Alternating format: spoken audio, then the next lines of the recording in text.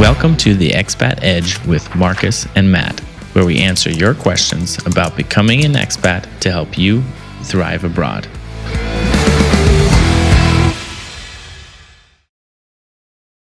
Hey everyone, welcome to this episode of the Expat Edge. Today we've got an interesting topic.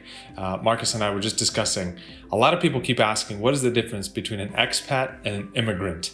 You know, to be honest, if you think about it, there really isn't much of a difference. In my mind, at least, an expat is someone who's usually going somewhere temporarily to live abroad, whereas an immigrant is usually moving, themselves or their family to another country with the intention of living there for a long time. As you get into this topic, people start talking about, well, there's different classes of immigrants, and if someone's rich, like people who are using nomad capitalist services, for example, are they really an immigrant if they're moving from, the US to Monaco to get citizenship and they're living in a big, massive mansion in Monaco? I mean, is that an immigrant?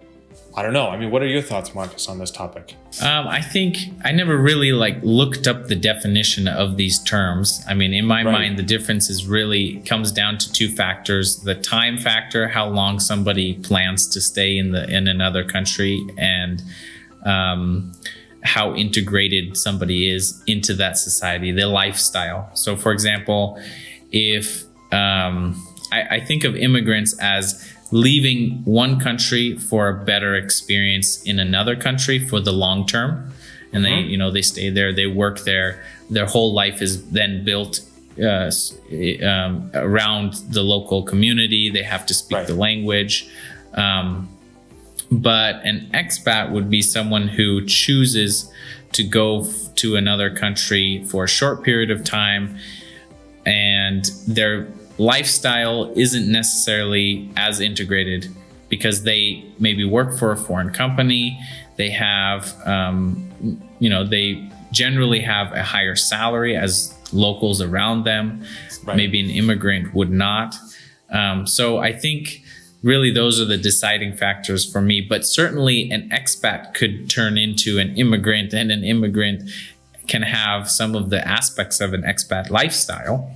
Right. Well, I think that there's opposite situations of both of the examples that you just gave. For example, a very intelligent, maybe successful Russian wants to leave Russia, goes to Switzerland. Let's say he works as a lawyer.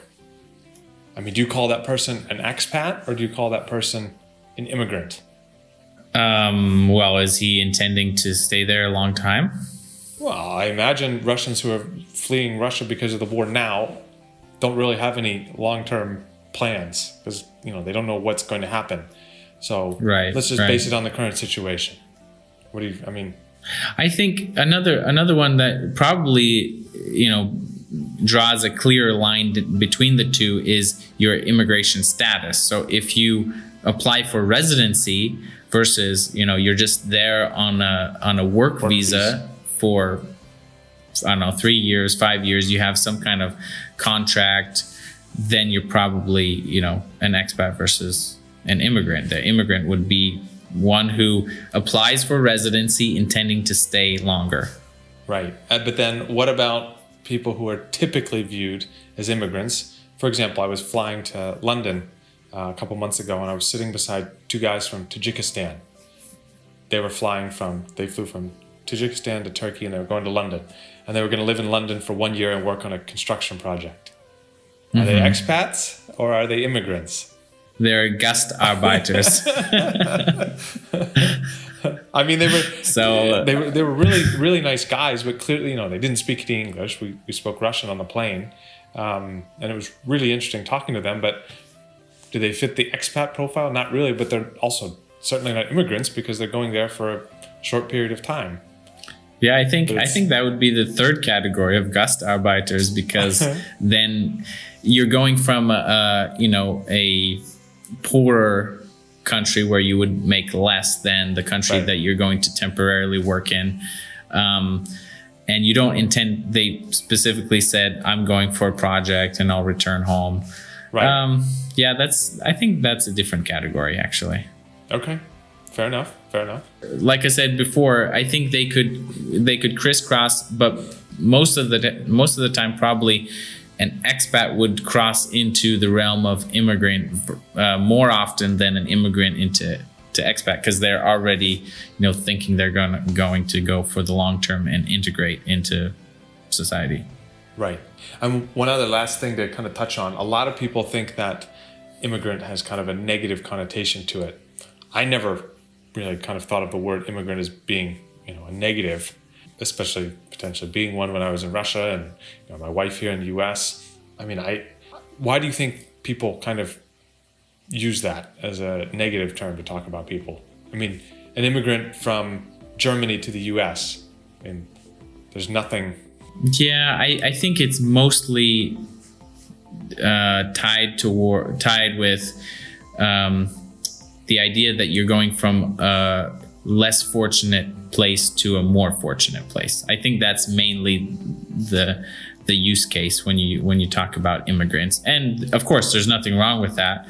If you have a talent and you want to go to a different place to develop that talent further, that's more power to you. And so I think maybe we could start with a list of you're an expat when you're an expat when you live in a isolated compound away from the locals, or you're an expat when your kids go to a private school, or I don't know, can you think of any others? Well, you don't speak the local language. You're there for set period of time. You're on a contract. There's probably a lot of ways that we could kind of set the standard so it was clear what made someone an expat versus an immigrant. But I don't know. I think this topic is interesting because a lot of people, it gets brought up often. But smart, well-to-do Mexicans coming to the U.S., for example, get roped into the same basket as people who are, running across the border just to, put food on the table. I mean, but obviously they're two very different types of people. But right. And if you keep ties with your home country, strong ties, I think that you're probably more of an expat than an immigrant anyway. Like even, let's say your job is still in your home country, you maybe have a business or something.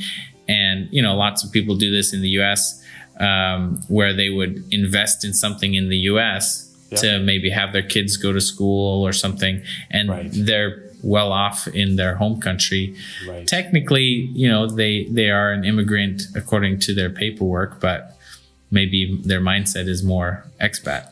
Well, what's interesting is I do quite a bit of travel for my day job, and I ride in taxis a lot, and the taxi drivers everywhere are almost never Americans. They're always, let's call them immigrants. People who came here, have been here for a long time. And I would say 99% of them tell me, because I like to get into long conversations in the taxi, it passes the time. And almost all of them will tell me they would love to go back to their own country. Almost all of them. They all like being in the United States, but almost all of them would rather go home. Or plan to go home. Why do you get into why they don't? Is it a lot of them it's money? Kids. Well, no, a lot of them it's their kids are here and they don't want to leave their kids here. I met a guy from Egypt. He came here when he was 20. He spoke perfect English. And he's like, I'd love to go back and relax in Egypt and just enjoy retirement. But my kids are here. They're in college, and if I leave, then I won't be able to see my grandkids. And things happen because when immigrants' children are born in the U.S., for example, those children, there are exceptions, right? We met a number of them, Russians who were born in the U.S. who want to go back to Russia, or it can be any country.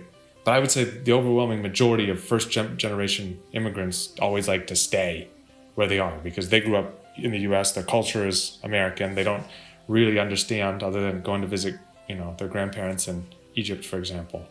I've seen two particular scenarios where I found fascinating where both in Turkey and Russia, for example, Russians who were adopted or otherwise grew up in the U.S., for example, or Canada, or they grew up in the West, and then after many, many years, Russia was very developed, and they found that when they visited Russia, they took a liking to that lifestyle more.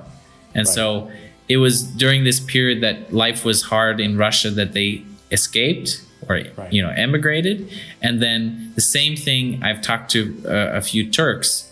They left to Germany, for example, and now that Turkey has economically grown much better than it was 40 years ago, they say, hey, I love Turkey now, I want to move back. And I knew a few who purchased real estate in Turkey. And so I wonder what other countries have that pattern. I would imagine most. But again, like a Russian who's born in the US and goes back to Russia when he's 25, I mean, he's seeing Russia through the same eyes we saw Russia. Even if he had been there a few times as a kid, I mean, for all intents and purposes, he was seeing it like an American. So it was this kind of exotic place, which is different than someone who comes to the US at 16 and then at 35 realizes they want to go back. That, I think, is a bit more surprising, in my opinion. Right. So I think those are kind of the biggest differences between expats and immigrants. Let us know in the comments what you think. Are you an expat or an immigrant in another country? Let us know, and we'll see you in another video. This was the Expat Edge with Matt and Marcus. We hope you enjoyed the video. Visit theexpatedge.com for even more content that will help you thrive abroad. You can submit your ideas for video topics and sign up for free at theexpatedge.com. See you there.